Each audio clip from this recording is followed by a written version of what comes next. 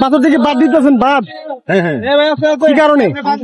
পানি ফুটাইবো ওইদিকে ধর্ণা নিবি, ঝর্ণা নেওয়ার জন্য না?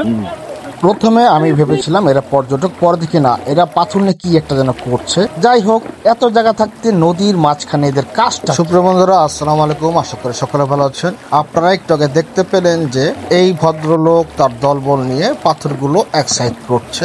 যাই হোক, ভিডিওটি ধারণ করা হয়েছিল 28শে আগস্ট 2022 সালে। এই লোক তার দলবল নিয়ে পাথরগুলো এই নদীর সাইডে স্তূপ করছিল। তো তখন আমার মনে সন্দেহ জাগে যে এত মানুষ থাকে, সবাই পর্যটক এখানে ঘুরে বেড়াচ্ছে, কিন্তু তারা কেন পাথর সাইড করছে এবং পাথরগুলো ফেকে ফেকে স্তূপ করছে? নিশ্চয় এরা পাথর চোরাকারবারি দলের সদস্য। আমার মনে সন্দেহ জাগে। আমি তাদের বিভিন্ন ধরনের প্রশ্ন করি এবং তারা ভুলভাল মিথ্যে উত্তর দেয় এবং আমি ভিডিওটি করে রাখি। যদি কোনোদিন কাজে লাগে এবং যদি ছাড়ার সুযোগ হয় অবশ্যই আমি ছাড়ব। সেই উদ্দেশ্যে আমার ভিডিওটি করে রাখা হয় এবং এই ভিডিওটি আজকে 2025 সালে এসে আমি ছাড়লাম। ভিডিওটি ভালো লাগলে লাইক, কমেন্ট ও শেয়ার করবেন। বেশি বেশি ভ্রমণ করুন এবং নিজের দেশে ভ্রমণকে উৎসাহিত করুন।